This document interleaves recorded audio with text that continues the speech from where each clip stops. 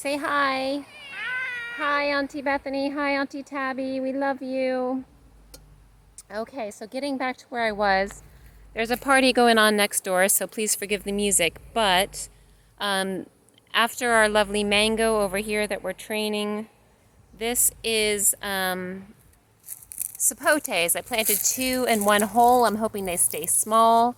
On the left, we have a brown cinnamon sapote. On the right, a chocolate pudding sapote.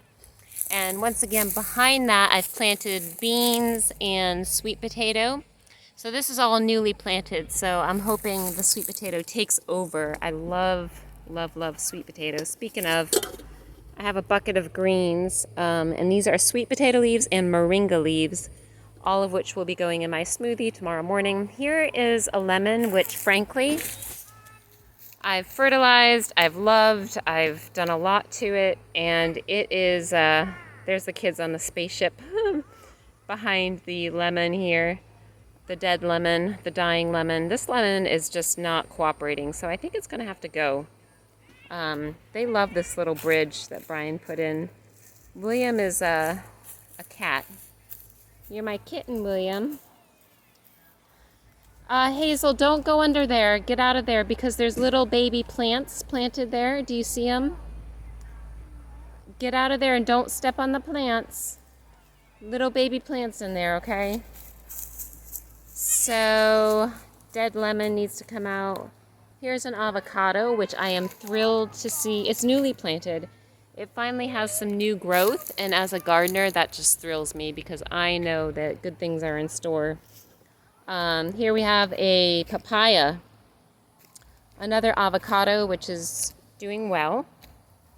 Here we have more nitrogen-fixing beans, and we have lemongrass. We have monarch butterfly flower. This is milkweed, and it is the only flower that the monarch lays eggs on. So it's just a joy watching the butterflies come. So I hope to plant more of that actually. This is more papaya, lemongrass down here. We have sugarcane right here. And right here behind this pole is a grapevine. Muscadine grape. I'm training it to go up, up, up, and then this wire is going to be the first trellis, and up here is the second trellis. So we're going to train that guy. This is cranberry hibiscus. It's an edible. You eat the leaves and throw them in salad. Very, very delicious. This is a small baby yucca plant, which I stuck in the ground. So easy to propagate. This is pigeon pea, which is a bean that becomes a tree that's popular in Jamaica and India. All right, there is just a mess of stuff planted here. Okay, this is ridiculous. This structure is not beautiful. It does not lend itself to the landscape at all. But it's what I had, so I'm using it to train these yard-long beans to climb up. It's not going to be here long-term. It's just a short-term thing. I have fig trees that will be here long-term right here. I have 3 planted in one hole, which may be a good idea or a bad idea, depending. But I have all sorts of stuff. I mean, I have tomato, yucca. Some of these are cuttings, so they don't look very good. Here's a moringa tree I planted. Love, love, love moringa. It's just an amazing green for salads. More cranberry hibiscus, more flowers. I planted a lot of hardy flowers. And like I said, some of the things I just stuck in the ground, so they're just starting. This guy actually isn't doing well here. A lot of this stuff is planted like in straight up sand on the outskirts, and then as you go inner, there's more fertilizer, more compost. So the stuff in the sand is stuff that likes sand, like that flower. These flowers right here, they love sand, believe it or not. Pineapples, all these things like sand, so, well, it's not that they like it, but they do perfectly fine in it. But then up here where the soil's more rich, I have more figs. There will be a plum tree going here eventually. More tomato, more cranberry hibiscus. All these things are small. I mean, we just I have some rosemary in here. Cassava cuttings just stuck in the ground randomly. This Cuban oregano gets beautiful and huge. Lantana, I just propagated that. That'll get huge. This moringa says, I want some more water. My leaves are turning yellow. Here's a navel orange tree. And it's coming back. Orange citrus is having a rough time here, but he's really responding well to the fertilizer. Before Josh dug this trench and before we brought in a dump load of compost, it was really struggling. So here's some more lantana. These bushes get really big, but I like it for the pollination. The butterflies come, they love it. I put a lot of flowers in here for pollination, and just because I love the butterflies. This is an elderberry Mom gave me. This is a macadamia nut tree, which finally has new growth. Yay! This is a moringa I just planted. This is a sweet almond, which I spoke with Tabitha about. This is like one of the top pollinating bushes of our area, so I'm excited. It's got its first bloom. That came in the mail not too long ago, so that was like a extra special treat. I'm excited to see that guy covered in butterflies soon. We're back to the big mango with the random pineapple head planted underneath. So yeah, I'm trying to, this trench is going to be filled up with more rotten stuff as we are able to do it. And we'll probably have a source of water in the trench just to get the plants going, get the bacteria going. Okay, so over here is where I have my raised beds. Once again, when COVID hit, I planted tons of cassava and I planted tomatoes at the same time. And guess what? They outcompeted the tomatoes and the tomatoes never did well. So here's the pile of dead tomatoes that I ripped out because I just gave up. And I transplanted as many as I could to full sunlight. But anyway, this area is highly shaded. So that's what you get for planting cassava in your raised beds. Not wise unless, you know, you're starving and you need cassava. But down here I planted jicama, and jicama is, it's a tuber, and it's really good actually. It's like a cross between a pear and a, a potato. It's kind of weird. It's like a carrot stick. You dip it in hummus. Just really, really excellent, and it grows like a bean, so it'll be growing up these cassavas very soon. You don't let it flower, you pinch off the flowers so that the sugar stays in the root. And once again, I had okra in here, and the okra did have its day in the sun, but then it was outcompeted by the yucca. So we just got forests of yucca in here. It's going to be harvest time soon. And you can see maybe that there are some long gone okra. There's my poor okra that, you know, he did bear. I had a good season. All right, so over here, once again, we got papaya. And I just ripped out a ton of beans. Here's all the beans that I ripped out. I had them in here for nitrogen fixation. And just to add, just to keep the weeds down. But I cut them all out and I planted some mint here instead. I'm hoping the mint takes over because I love mint. I love mint chocolate chip smoothies. Oh, yum. Okay, so we got another papaya that I planted, more mint down there, a yucca. Behind here is sun hemp, which I will chop and drop. It's a great fertilizer to chop and drop amongst your trees. This is papaya. This is one very sad sweet potato bed, which is overrun with weeds. It never did well, and I think it's because I added a bunch of pine needles as mulch. And pine needles is just not a good mulch for most things, unless you're planting plants that need a lot of acidity. All right, this is a fun bed. I planted a ton of mustard in here because I wanted something that would do well in the summer, the heat. And there's Hazel. Hi, Hazel. Hi. Yes, hello. Okay, so in here I have, oh my goodness, This, I think, is a butternut squash that grew up from my compost. I have this, which is an edible hibiscus, and I planted for the leafy greens. So I'm excited for this puppy to grow up. I have this, which will be a nitrogen-fixing ground cover. I hope it will take over. It's actually a native weed. I have random things growing in here. I have a tomato growing in here from the compost. A lot of stuff just volunteers itself. I stuck some cranberry hibiscus in here. I have some collards left over. What else do I have? I just have random stuff. I don't know. Lots of greens. I plant a lot of greens because that's what I like to eat.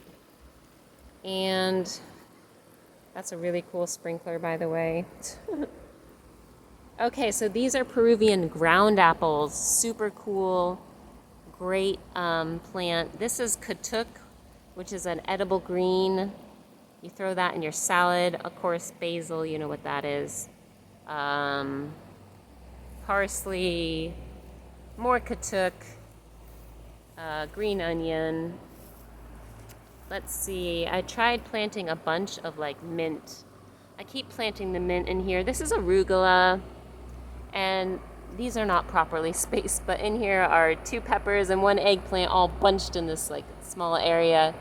I did plant a lot more, but you know, the bugs just cut them down, and so that's all that I had left, and they're all bunched together, but oh well. More katuk, love it. Great salad green.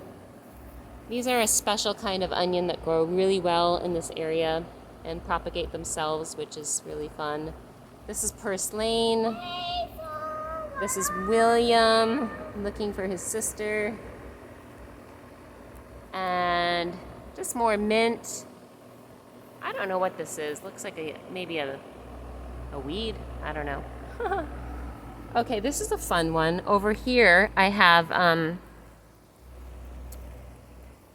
this is malanga or taro root, which is a popular food in certain parts of the tropics. And this stuff just is growing in sand. It's unbelievable how well it does here in the summer. It makes a tuber, and it's a main staple crop of people in certain parts of the world, like New Guinea. And this is yam, and I have it trained to grow up my oak tree, and growing it is.